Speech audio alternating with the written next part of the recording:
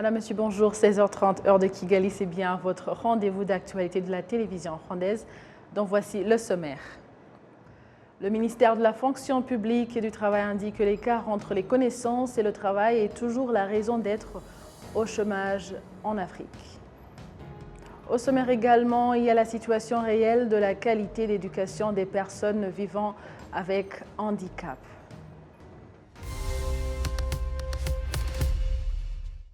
Bonjour et bienvenue à la grande édition de la télévision rwandaise. Le ministère de la fonction publique et du travail indique que l'écart entre les connaissances et le travail est toujours la raison d'être du chômage en Afrique. La ministre de la fonction publique et du travail, Rwanindo Kayirangwa Fanfan, dit que la solution de ce problème exige la collaboration entre différentes institutions, tant publiques que privées, afin que l'éducation et les connaissances dispensées soient harmonisées et puissent actuellement répondre aux besoins du marché du travail. L'Organisation internationale du travail indique que l'année dernière, le taux de chômage en Afrique était de 7,1%. Le Rwanda abrite depuis ce lundi le 19e séminaire de l'Organisation internationale du travail au niveau du continent africain. Cette rencontre rassemble des praticiens dans le domaine du travail, dans les organes de l'État et du secteur privé, des experts et chercheurs et des organisations internationales. Le problème du chômage en Afrique, particulièrement au sein des jeunes, est au premier point de l'agenda de ce séminaire, car une personne sur 4 parmi les jeunes africains est en chômage. Afin de se rendre compte de la situation réelle des personnes vivant avec handicap et de la qualité de leur éducation que ces personnes reçoivent, les parlementaires membres de la commission sénatoriale en charge du bien-être de la population et des droits de personnes vivant avec handicap ont initié une descente sur terrain de 2 semaines en direction des différents districts du pays. Patrick Nilidandi nous fait le point. Certains des défis auxquels font face les personnes vivant avec un handicap ont été exposés aux parlementaires membres de la commission sénatoriale en charge du bien-être de la population et des droits de personnes vivant avec un handicap au cours d'une descente qu'ils ont initiée aux 4 coins du pays. Parmi ces défis, il y a les dysfonctionnements des institutions locales en charge du suivi de leurs cas, l'insuffisance de soins médicaux qu'elles reçoivent et des défis au niveau de l'éducation qu'elles reçoivent. Ces sénateurs ont initié cette descente sur terrain de 2 semaines en vue non seulement de déceler ces défis, mais aussi de proposer des solutions pour améliorer la qualité de vie de ces personnes, les progrès de leur éducation et l'amélioration de la qualité des soins de santé leur prodigués, mais également les autres problèmes qui peuvent les affecter. Ce lundi, les sénateurs, membres de la commission en charge du bien-être de la population et des droits des personnes vivant avec un handicap, ont visité différentes écoles et centres dédiés à ces personnes. Ils ont également engagé des échanges avec les parents des enfants en bas âge se trouvant dans cette situation, ainsi que leurs éducateurs, pour voir l'état de l'éducation de ces personnes vivant avec un handicap. Les éducateurs ont demandé au gouvernement d'augmenter les capacités à travers des formations de soignants d'enfants vivant avec handicap et de créer des manuels spéciaux pour eux, mais aussi des infrastructures et équipements appropriés pour aider ces enfants. Certaines des entreprises privées qui ont des établissements d'enseignement pour les personnes vivant avec un handicap ont révélé aux sénateurs qu'elles sont toujours confrontées à des contraintes d'infrastructures, de capacités financières et bien d'autres défis.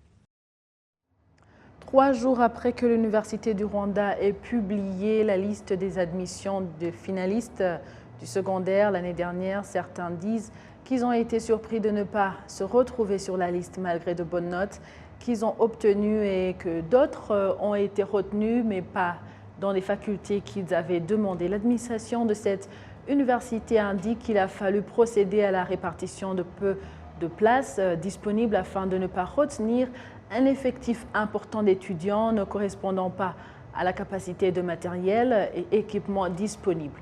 Le mois prochain, l'Université du Rwanda va accueillir environ 8000 nouveaux étudiants admis dans ses différents collèges un peu partout dans le pays, sauf au collège de Rusizi-Rwamagana où il n'aura pas d'admission en première année comme à l'accoutumée. L'administration de l'Université du Rwanda indique être prête à accueillir au rectorat général dans la ville de Kigali et dans tous les collèges tous les étudiants qui voudraient avoir des explications. Place maintenant à l'ouverture ce lundi d'une conférence de 3 jours organisée conjointement par l'Organisation mondiale de la propriété intellectuelle en collaboration avec la Commission de l'Union africaine, le gouvernement du Rwanda, de l'Organisation régionale de la propriété intellectuelle avec le soutien financier de l'Office japonais des brevets sur la propriété intellectuelle pour les femmes en agribusiness. Presque tous les pays africains ont un système de propriété intellectuelle. Cependant, il est peu utilisé en raison du manque de sensibilisation aux avantages du respect de la propriété intellectuelle et de la capacité à utiliser ce système de propriété intellectuelle pour accroître la productivité agricole et améliorer la position commerciale des agricultrices et des entrepreneurs africains engagés dans l'agriculture. L'objectif principal de la conférence est de sensibiliser les femmes entrepreneurs africaines dans le domaine de l'agriculture et de donner aux participantes les connaissances, les outils et les ressources dont elles ont besoin pour que leur entreprise prospère. Les femmes, comme vous le savez, notre pays est un pays champion en ce qui concerne la promotion du genre. Et nous avons beaucoup de femmes qui sont dans l'agribusiness, c'est-à-dire dans la transformation des produits agricoles en mettant sur le marché national, régional et même international des produits compétitifs. Et cette conférence va équiper nos femmes qui sont dans le domaine de la transformation des produits agricoles en ce qui concerne d'abord la connaissance, parce que beaucoup de femmes ne sont pas au courant des intérêts qui sont cachés dans l'enregistrement de leurs produits à travers la propriété intellectuelle. Et nous espérons que toutes ces petites et moyennes entreprises qui sont ici au Rwanda, qui sont tenues par des femmes, qui aimeraient enregistrer leurs produits, peuvent vraiment bénéficier de l'appui des mécanismes existants. Ici au Rwanda, à travers RDB, nous avons un mécanisme qui permet d'enregistrer tous les produits qui sont produits localement. Nous espérons donc que cette conférence va éveiller les femmes qui sont dans la transformation des produits agricoles pour que leurs entreprises puissent enregistrer les produits, que les produits soient des marques déposées qui ne peuvent pas être imitées par les concurrents. Et lorsqu'un produit est enregistré, cela lui confère une valeur ajoutée. Et cette valeur ajoutée va permettre à ce produit d'être compétitif, que ce soit localement, régionalement ou même internationalement. Les jeunes du district de Musanze ont participé à des travaux communautaires pour aider les personnes victimes des catastrophes naturelles. C'est dans le cadre de trouver des solutions eux-mêmes et de contribuer à l'amélioration du bien-être social. Un groupe de jeunes venus des différentes parties du pays est venu à la rescousse de personnes sinistrées en district de Musanze, à l'image des travaux communautaires organisés pour venir en aide à l'une de ces personnes, du moins à ces orphelins, Naoruyoga Rachel, qui est décédée avec 2 de ses enfants lors des inondations touchant l'ouest et le nord du pays et qui a laissé par la même occasion 2 orphelins. Cette initiative nous réjouit d'autant plus que cette foule est venue spontanément pour construire des toits pour les personnes sinistrées. Cela est vraiment rassurant pour ces personnes de ne pas se sentir seules.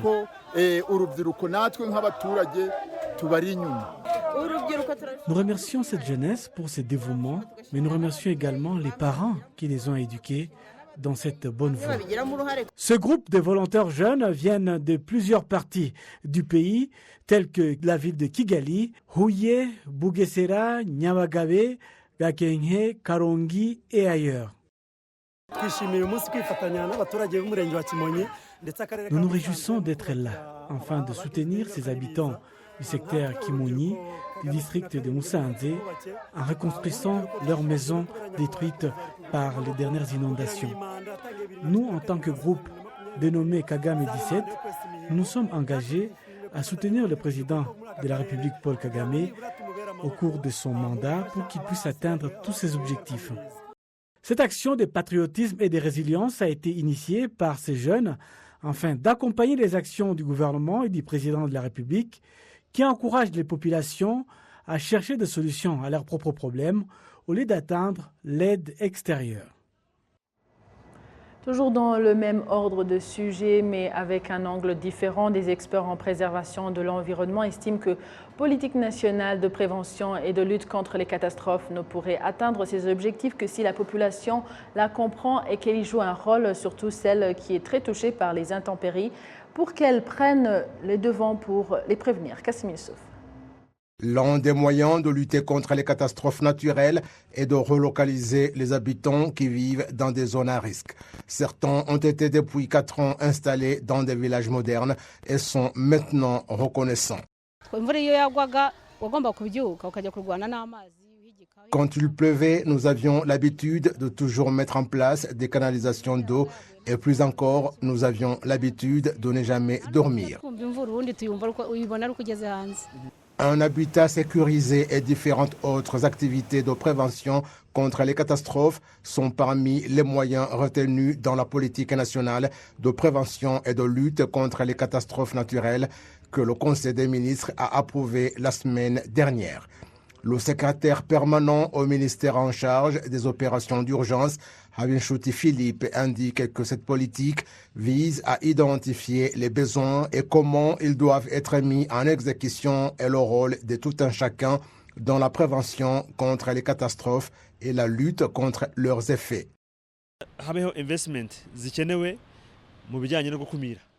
Il devrait y avoir un investissement pour la prévention et la gestion des catastrophes et également évaluer si les dirigeants font un suivi et il devrait également y avoir un suivi sur la façon dont cela devrait être fait ou quand c'est mal fait qui est responsable.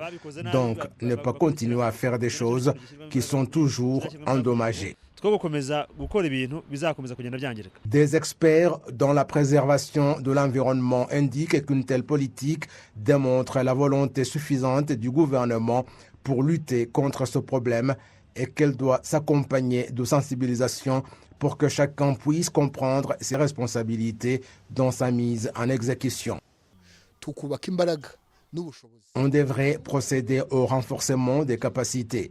Il se peut que notre pays ait une capacité limitée, mais de cette manière, avec la volonté, les Rwandais eux-mêmes sont prêts à soutenir leur pays dans sa capacité limitée, donc à préserver l'environnement. Lorsque le président de la République, Paul Kagame, a rendu visite à la population sinistrée en district de Rubavu, il a rassuré que ces catastrophes seront vaincues comme il y a d'autres défis que les Rwandais ont ensemble vaincus et que le gouvernement va tout faire pour affronter leurs effets.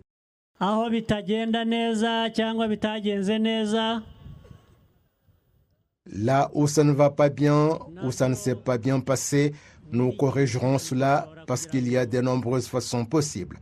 Puisque parfois, vous trouvez que les gens sont capables de faire les choses, mais que ça ne fonctionne pas comme prévu. C'est pourquoi nous voulons faire différentes choses possibles, notamment en apportant de l'aide aux enfants et aux bébés qui n'ont pas de quoi manger, ou leurs parents et les autres. Nous allons accélérer toutes ces choses. Soyez simplement patients et supportez-nous. C'est ce qui m'a particulièrement amené ici. Les catastrophes dernièrement dues à des pluies torrentielles ont emporté la vie de 135 personnes en province du Nord et de l'Ouest et ont détruit 5 963 maisons, entraînant une augmentation de personnes déplacées qui sont actuellement à hauteur de 20 326. Et pour leur apporter du soutien, le gouvernement a disponibilisé plus de 420 tonnes de produits alimentaires.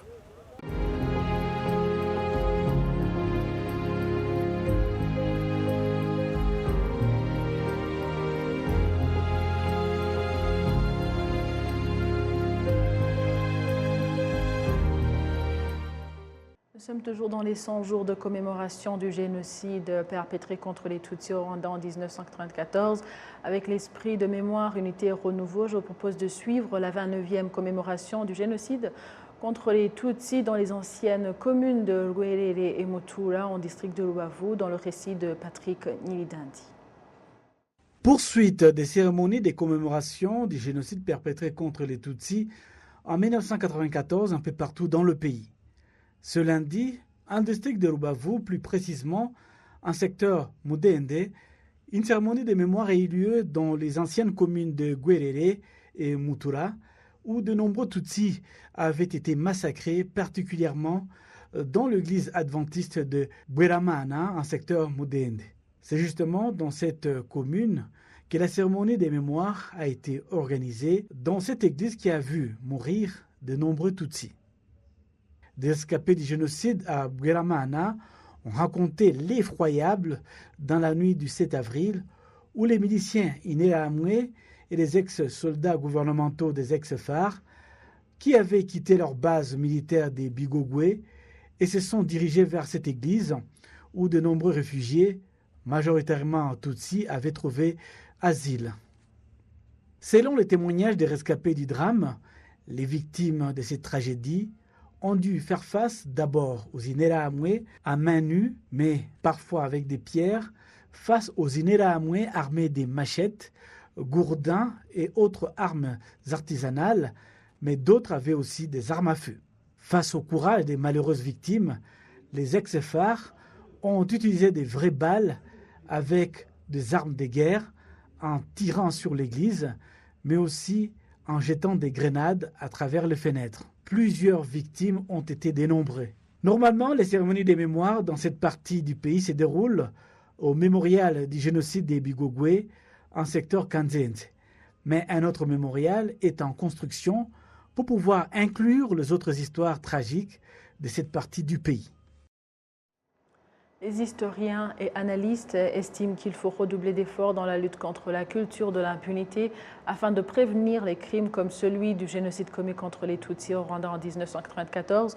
Ils indiquent que c'est l'impunité qui a encouragé les génocidaires à poursuivre leurs actes ignobles en 1994. Suivons les détails. L'ancienne préfecture de Gikongoro, au sud du Rwanda, est l'une des localités où les Tutsis furent massacrés en grand nombre depuis 1959 et chaque fois les responsables de ces massacres étaient plutôt récompensés au lieu d'être punis, comme l'indique le docteur Philbert Kakwenzile, président de l'association des rescapés du génocide Ibuka. Celui qui a supervisé les tueries à Gikongoro, à ce moment-là, André Nkeramugawa, qui était préfet de Gikongoro, a été promu comme député. Non seulement il n'y avait pas d'impunité, mais aussi il y avait une sorte de récompense, d'appréciation de celui qui a conduit ces faits. Et les impunités ont continué un peu partout. Mais aussi, il faut parler aussi de cette question du manque d'état de droit. Le fait que toute la population n'avait pas accès aux ressources, aux avantages du pays, ça renforçait justement ce fait que l'exclusion était consacrée dans ce pays. Ce point de vue est collaboré par M. Alain Gauthier, président du collectif des partis civils pour le Rwanda, engagé dans la lutte contre la culture de l'impunité. Tout le monde sait qu'à Noël 1963 et puis début janvier 1964, il y a eu ce qu'on appelle le petit génocide de Gikongoro qui a fait plus de 20 000 morts. Et donc effectivement, la préfecture, mais qui n'était pas, je crois, à ce moment-là encore préfecture, mais la région de Gikongoro a connu des massacres d'une manière très précoce.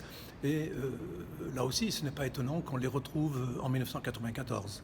C'est bien ce qui a fait le lit du génocide, hein, que pendant des années, des dizaines d'années, aucun massacre de Tutsis n'a été puni, n'a été suivi de poursuites judiciaires. Ça a bien sûr laissé entendre aux tueurs qu'ils pouvaient recommencer le travail. Le collectif des partis civils pour le Rwanda déplore par ailleurs la présence de plusieurs suspects génocidaires se trouvant encore sur le sol français. L'ambassadeur de France au Rwanda indique qu'actuellement la justice française fait un pas dans la lutte contre la culture de l'impunité, même si les dossiers à juger sont nombreux. La lutte contre l'impunité est vraiment une priorité. Il faut reconnaître que la France a peut-être un petit peu tardé à faire ce qu'elle devait faire par rapport aux présumés génocidaires qui sont sur son territoire. Mais depuis quelques années, notamment sous l'impulsion du président de la République, des moyens nouveaux ont été donnés à l'Office central de lutte contre les crimes contre l'humanité, au parquet national antiterroriste, donc ce sont les magistrats qui instruisent contre les présumés génocidaires. Et actuellement, on est sur un rythme de presque 2 procès par an de présumés génocidaires. On va avoir là très prochainement le procès de Hategui Kimana et ensuite à la fin de l'année le procès de Sosten Munyemana. Et donc ce sont des procès devant la cour d'assises de Paris qui durent presque 2 mois, avec une 50aine de témoins rwandais qui vont en France et une autre 50aine de témoins. La plupart de ces témoins étant des victimes, mais pas tous. Par exemple, parmi les témoins qui sont auditionnés en visioconférence, il peut y avoir des gens qui sont actuellement incarcérés et qui en fait sont amenés à témoigner dans le cadre de ces procès. Et ces procès sont essentiels parce qu'effectivement, il ne peut pas y avoir de réconciliation sans justice. Et la France donc apporte sa contribution à cette justice. Et finalement, ça permet aussi une meilleure connaissance d'un crime qui nous concerne tous, puisqu'un génocide, c'est un crime contre l'humanité. Donc l'humanité, dans son entièreté, est concernée par ce crime. L'ambassadeur de France au Rwanda apprécie tout de même la résilience des Rwandais qui leur a permis d'asseoir l'unité et la réconciliation et bâtir un État prospère et respectueux dans le concert des nations. C'est un pays qui a traversé des épisodes terribles, qui aurait pu ne jamais s'en remettre et qui pourtant se redresse. Et qui maintenant d'ailleurs est un peu une des vitrines de l'Afrique. Ça montre qu'évidemment il ne faut rien ébouiller. Il faut se souvenir, mais il faut être capable de reconstruire, y compris quand on a le sentiment que tout a été détruit.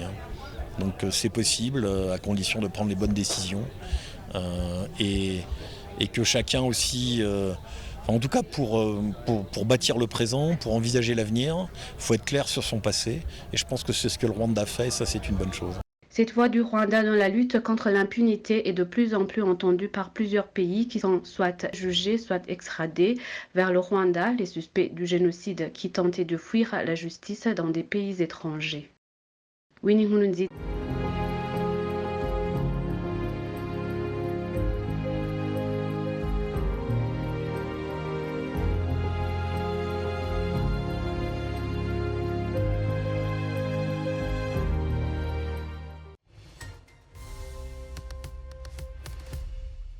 Merci à vous tous qui étiez au rendez-vous d'actualité de la télévision rwandaise. Au nom de toute l'équipe qui l'a réalisé, je souhaite de passer une excellente suite du programme de la télévision rwandaise. J'étais avec Amandine Dikumasabo. À la prochaine et d'ici là, portez-vous bien.